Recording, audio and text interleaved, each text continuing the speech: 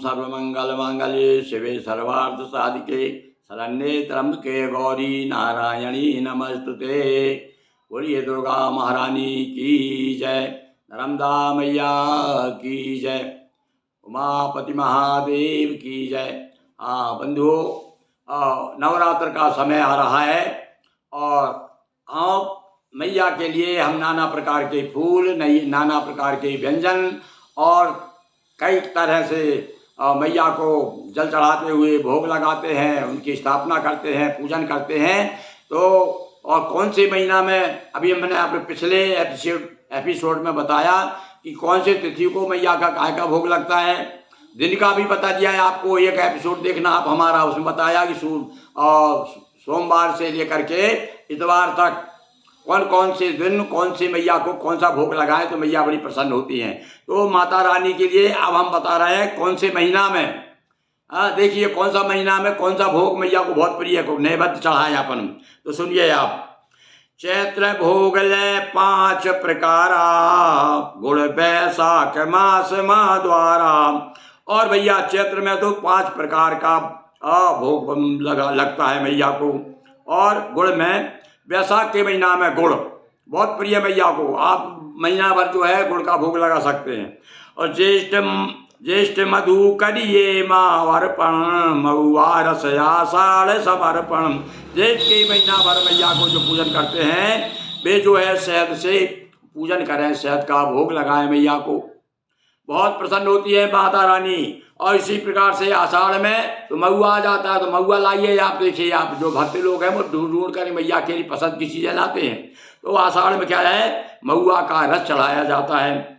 श्रावण में दही भोग लगावे, भादों चीनी मातु मनाए। भादों के महीना में चीनी और श्रावण के महीना में दही, श्रावण के महीना भर दही का भोग लगाए, मैया बहुत प्रसन्न रहती हैं। इसी प्रकार से भादों में चीनी और आसवन खीर बनाए पावन। वही आसवन में खीर बनती है विशेष रूप से है महापुरखों के लिए।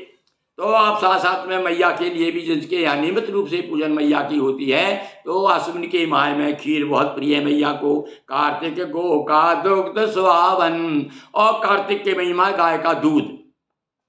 माघ शीश में फैनी लाए, कुआर कार्तिक अघन, माघ सीजन अघन में फेनी जो आती है ना, एक पकवान होता है फेनी, ये मैया को भोग लगाया जाता है। जैसे कि आपने देखा होगा कि लोग बताते हैं भैरव को जो है विशेष रूप से जलेबी का या इमरती का भोग लगता है, विशेष रूप से मैया को भी लगता है।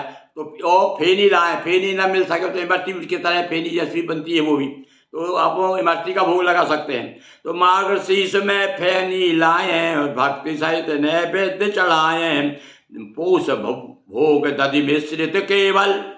और पूष के महीने में, पौष के महीना में दधि मिश्रित केवल, गो घृत माघ फाल गुण श्रीफल। फागुन में श्रीमन क्या, दही और घृत, ये 5 पूष के महीना में दधि मिश्रित चावल चढ़ाएं। और फागुन में गो घृत माघ महीना, और माघ का महीना आया भैया पूछ के बाद, तो माघ के महीना में गाय का घृत महीना भर चढ़ाइए भैया को। और फागुन में श्रीफल, फागुन का माह जो है श्रीफल के लिए बताया है।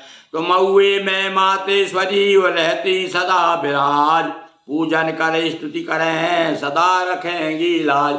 और इस भैया समय समय जब भी मिल जाए तो महुए के पेड़ की भी आप पूजन करें, महुए के पेड़ में भी भगवती का हमेशा निवास रहता है।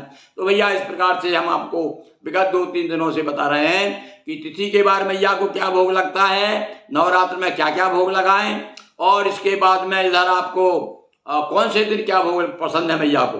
अब जो भी आपको पसंद हो उसमें से आप चयन कर लीजिए और मैया को भोग लगाइए।